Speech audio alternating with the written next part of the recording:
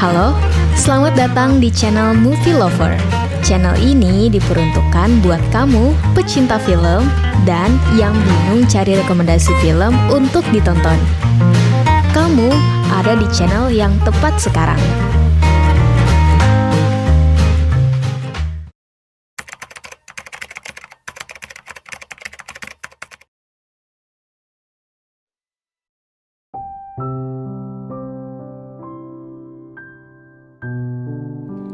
Setelah sebelumnya diungkap bagaimana perpisahan Sodalmi dan Won In-jae serta bagaimana awal dari Sodalmi sangat menyukai Namdosan, kini kita berlanjut dengan cerita di episode kedua, di mana Sodalmi akhirnya bertemu dengan Namdosan yang asli. Tanpa berlama-lama lagi, ini dia Startup episode kedua.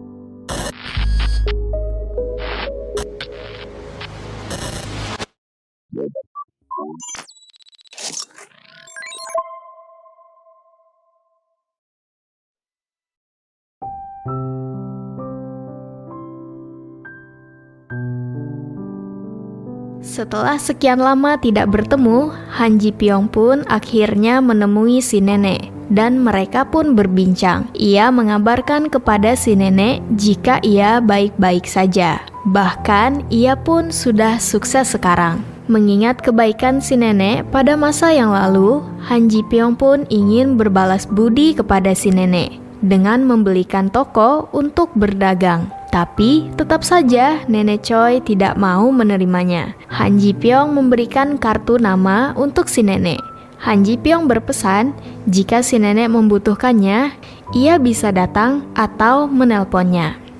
Tapi Nenek Choi malah merobek kartu nama itu karena si nenek merasa tidak akan membutuhkan bantuan apa-apa darinya. Han Ji Pyong pun pergi, namun tetap saja ia mengatakan bahwa hubungi saja dia jika si nenek membutuhkannya.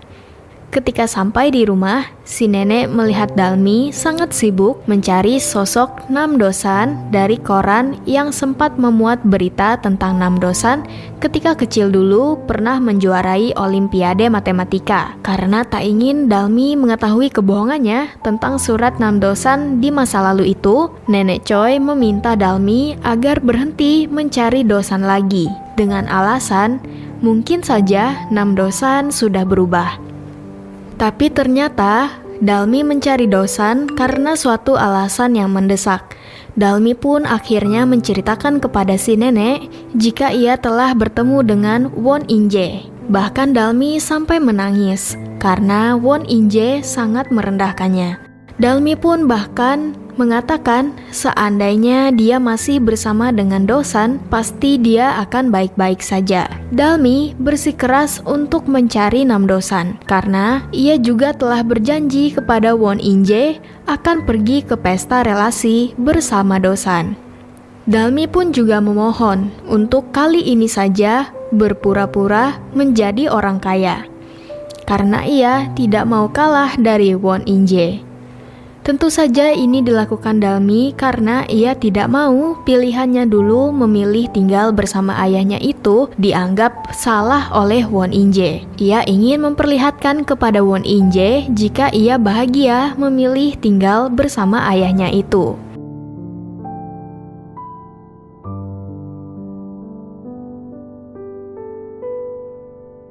Keesokan harinya di kantor Han Ji Pyong, asistennya tiba-tiba memberikan pesan bahwa ada seseorang yang ingin bertemu dengan Han Ji Pyong. Tapi anehnya, Han Ji Pyong merasa tidak pernah memiliki janji dengan siapapun hari itu.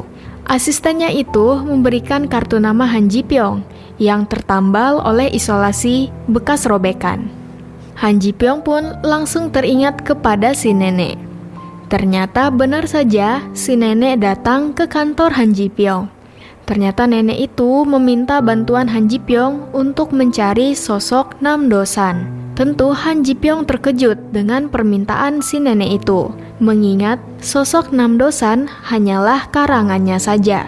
Ji Pyong pun merasa bingung harus bagaimana mencari orang yang bernama Namdosan itu. Si nenek mengatakan bahwa ia pun tak menyangka bahwa surat itu sangat berdampak bagi kehidupan Dalmi. Bahkan banyak pria yang mendekati Dalmi, namun tak ada satupun yang Dalmi terima, karena tidak ada yang bisa menyamai kesempurnaan sosok Dosan di mata Dalmi.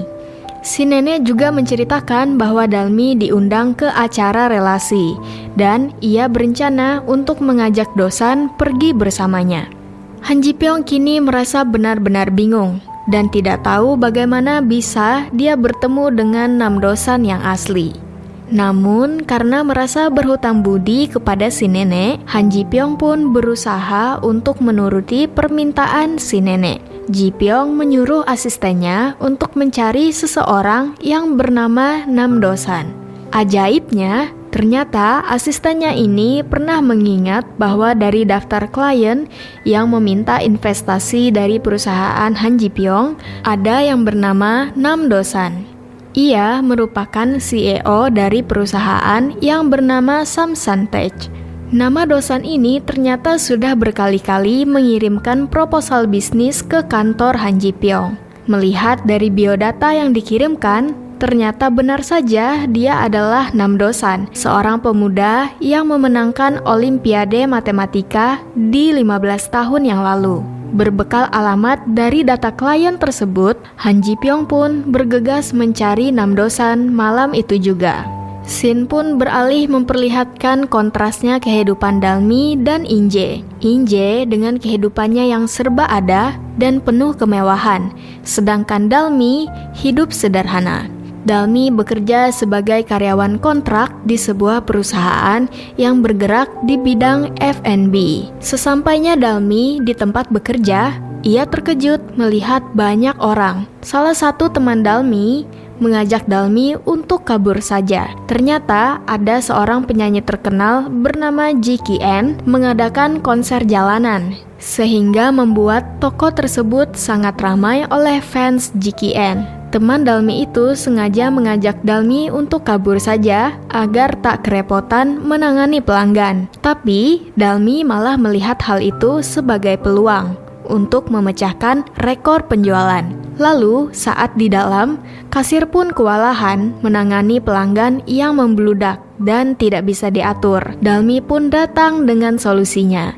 Ia lalu memutarkan lagu milik Ji Ki-en dan membuat pelanggan mulai bernyanyi dan mulai merasa nyaman lalu berbaris rapi. Tentu saja itu adalah salah satu cara dari ilmu customer service tentang bagaimana memahami pelanggan dengan memperlihatkan kesamaan terhadap pelanggan. Dengan cara itu, hati pelanggan pun akan tenang dan percaya kepada kita. Berkat kelihayan Dalmi itu, mereka tak melewatkan satu pelanggan pun dan berhasil memecahkan penjualan rekor harian, yaitu sebesar 10 juta won. Hal itu membuat Dalmi mendapat pujian oleh karyawan lainnya di kantor. Karena pencapaiannya itu, Dalmi juga diprediksikan akan diangkat menjadi pegawai tetap. Tapi ternyata bukannya mendapatkan penghargaan sebagai pegawai tetap, Dalmi malah dipecat oleh atasannya. Alasan atasannya memecat Dalmi adalah karena agar bisa menjadi karyawan tetap, Dalmi harus diberhentikan kerja dahulu. Namun, alasan sesungguhnya atasan Dalmi tidak mau mempekerjakan Dalmi karena Dalmi bukanlah lulusan universitas.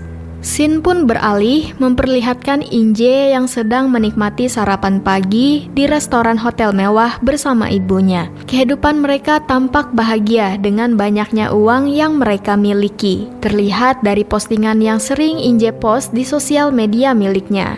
Namun ternyata apa yang terlihat bahagia belum tentu benar-benar bahagia. Inje sebenarnya memiliki konflik keluarga. Ibu Inje sudah selama setahun pergi dari rumah dan menginap di hotel. Hal ini disebabkan karena suaminya yang kaya raya itu berselingkuh. Sebenarnya Ibu Inje lumayan menyesal dengan keputusannya dahulu pergi meninggalkan ayah Dalmi. Mendengar hal itu, Inje mengajak ibunya itu pergi ke pesta relasi. Ia mengatakan bahwa Dalmi juga akan ikut dalam pesta itu. Sebelumnya, ibu Inje ini tidak pernah mau setiap kali Inje mengajaknya untuk pergi ke pesta. Namun, kali ini berbeda karena ibunya itu ingin melihat Dalmi dan keadaannya sekarang. Inje sebenarnya ingin memperlihatkan keadaan Dalmi sekarang yang sangat menyedihkan, dan ia ingin membuktikan kepada ibunya bahwa keputusan mereka dulu tidaklah salah. Kini kita beralih ke cerita Namdosan yang asli, yang merupakan CEO dari Samsan Tech. Ia bersama kedua temannya berada dalam satu rumah dan mengotak-atik komputer. Mereka ini tengah berusaha mengembangkan sebuah aplikasi. Mereka juga tengah menunggu pengumuman dari kompetisi di Amerika yang mereka ikuti, yaitu kompetisi Coda. Coda adalah kompetisi pengenalan gambar berbasis kecerdasan buatan. Kompetisi ini berskala internasional. Teman Namdosan meminta agar bersiap untuk mengurus paspor dan tiket, kalau saja misalnya mereka menang dan diundang ke Amerika. Saat sedang asik berbincang-bincang, tiba-tiba terdengar seseorang datang. Mereka lalu mematikan lampu ruangan itu dan bersembunyi. Orang tua Namdosan datang untuk menagih janji dari Namdosan dan teman-temannya. Orang tua Namdosan kesal karena sudah setahun berinvestasi di perusahaan anaknya itu, Samsan Tech tidak pernah mengalami kemajuan. Seseorang menelpon dan membuat persembunyian Dosan dan teman-temannya itu gagal. Orang tua Dosan meminta pertanggungjawaban dari Dosan dan teman-temannya untuk investasi uang yang sudah dikeluarkan. Namdosan pun menceritakan kepada ayahnya bahwa mereka tengah membuat alat sensor yang mereka perlombakan di ajang Coda tadi. Dengan berbasis kecerdasan buatan, alat itu mampu mengenali gambar dan dapat mengetahui jenis benda tersebut. Namun lucunya ketika dicoba oleh ibunya, alat itu malah mendeteksi wajah ayah Namdosan sebagai toilet. Hal itu semakin membuat ayah Namdosan geram dengan tingkah laku anaknya dan sudah tidak tahan untuk tidak menghajar Namdosan. Namdosan lari keluar. Adegan kejar-kejaran antara Dosan dan ayahnya pun terjadi. Di saat itu, Han Ji Pyong yang sedang mencari Dosan sudah berada di depan Samsan Tech. Dosan dan orang tuanya yang masih kejar-kejaran pun mengelilingi mobil milik Ji Pyong itu. Melihat kejadian itu, Han Ji Pyong membatalkan niatnya untuk meminta bantuan Namdosan karena kehidupan Namdosan tidak seperti yang dibayangkan. Esok harinya, Han Ji Pyong kembali bertemu dengan Nenek Choi, melaporkan kejadian malam tadi. Han Ji Pyong tak mau mempertemukan Namdosan yang asli dengan Dalmi. Takut Dalmi akan kecewa mengetahui kehidupan Namdosan yang asli, karena tidak seperti yang ia bayangkan. Di Samsan Tech, mereka semua bersedih, karena ayah Dosan telah menarik investasinya. Karena sudah tidak memiliki uang untuk membayar biaya server dan pemeliharaan perusahaannya, mereka akhirnya menjual barang-barang yang bisa dijual, termasuk bola baseball yang bertuliskan "Follow Your Dream". Bola itu merupakan pemberian atlet nasional Korea untuk Namdosan. Han Ji Pyong terus saja meyakinkan si nenek bahwa tidak mungkin untuk mempertemukan Dalmi dan Dosan. Bahkan Ji Pyong juga mengatakan Dalmi tidak akan mungkin juga menemukan Namdosan ini karena di media manapun Dosan ini tidak ada. Tapi ternyata salah. Si Dalmi akhirnya menemukan Namdosan melalui internet. Itu karena Dosan menjual bola baseball tadi di toko online. Dalmi sengaja membeli bola baseball itu karena ia ingin melihat Namdosan. Dalmi yang sangat senang akhirnya telah menemukan Dosan menghubungi neneknya, mengatakan bahwa ia telah menemukan Namdosan. Han Ji Pyong yang sudah bersama nenek dari tadi terkejut mengetahui Dalmi menemukan Namdosan. Singkat cerita, Dosan dan teman-teman sedang menuju ke tempat di mana Dalmi berada. Dosan cukup heran melihat pesan Dalmi yang begitu akrab, padahal mereka belum pernah bertemu sama sekali. Lalu dalam perjalanan, mereka melewati perusahaan Sandbox. Mereka sangat takjub melihatnya, dan berharap Samsan Tech bisa bergabung di Sandbox. Mendengar Dalmi akan segera bertemu dengan Dosan yang asli, Han Ji Pyong bergegas. Dan saat Dosan sudah hampir bertemu dengan Dalmi, Han Ji Pyong tiba-tiba mencegahnya. Namdosan dan Dalmi pun batal bertemu. Dari sinilah Han Ji Pyong menceritakan semuanya tentang Dalmi dan Dosan. Han Ji Pyong meminta bantuan Nam Dosan untuk berpura-pura menjadi sosok Dosan yang tergambar dari surat-surat yang dikirimkannya untuk Dalmi di masa lalu. Nam Dosan pun akhirnya menerima tawaran tersebut dengan sebuah syarat khusus, yaitu Han Ji Pyong harus mau berinvestasi di Samsantech. Tetapi tidak semudah itu, Han Ji Pyong pun menolaknya. Ji Pyong mengatakan bahwa ia sering berinvestasi untuk perusahaan kecil sekelas Samsantech, namun jarang ada yang menguntungkan. Han Ji Pyong pun menawarkan uang senilai 2 juta won sebagai gantinya. Mendengar itu, mereka berpura-pura untuk mendiskusikannya. Sebenarnya, Dosan dan teman-temannya sangat senang dengan nilai 2 juta won itu. Ditambah lagi, saat ini mereka sangat membutuhkan uang untuk kelanjutan bisnis mereka. Melihat status Han Ji Pyong yang merupakan investor muda yang kaya raya, mereka berniat menaikkan nominal tawarannya. Setelah berdiskusi, mereka kembali menemui Han Ji Pyong. Lalu, saat di dalam, tiba-tiba saja Dosan mengubah permintaannya. Ia bersedia membantu Han Ji Pyong jika Han Ji Pyong bisa membantu Samsantech untuk masuk ke dalam sandbox. Tentu saja Han Ji Pyong tidak mau, karena sebenarnya dia tidak memiliki kuasa untuk memasukkan perusahaan apa yang bisa masuk ke sandbox. Karena tidak mencapai kesepakatan yang diinginkan, Dosan pun menolak untuk membantu Han Ji Pyong. Ketika sampai di rumah, Dalmi yang gagal bertemu dengan Dosan terlihat kesal sekaligus sedih. Ia lalu masuk ke kamarnya, dan ia mendapatkan sesetel jas baru dan juga sepatu baru. Ternyata itu adalah pemberian neneknya. Si Dalmi pun terharu. Ia pun pergi dan memeluk neneknya. Di lain sisi, meskipun Dosan telah menolak tawaran Han Ji Pyong, Dosan tetap saja membaca surat-surat yang dituliskan Han Ji Pyong untuk Dalmi. Dosan meminta teman-temannya untuk meminjamkan jas kepadanya. Ia ternyata berniat untuk tetap datang ke acara relasi itu dan bertemu dengan Dalmi.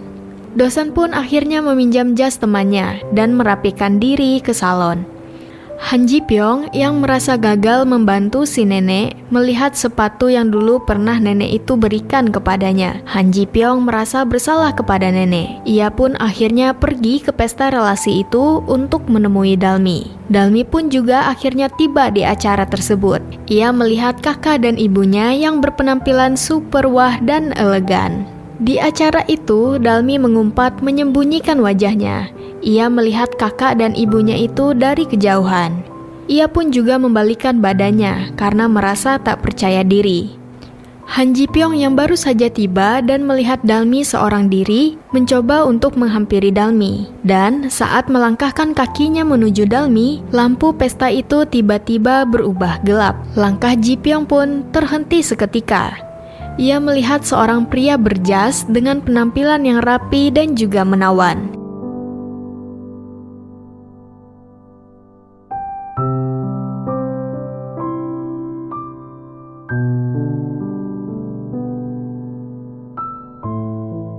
Ternyata pria tersebut adalah Nam Dosan.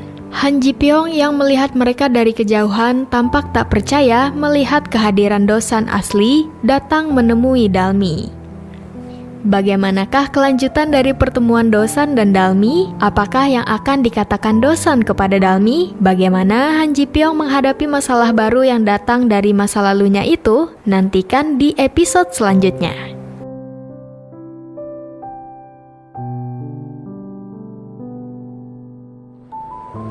Jangan lupa like, subscribe, dan bunyikan loncengnya untuk rekomendasi film seru lainnya. Sampai jumpa!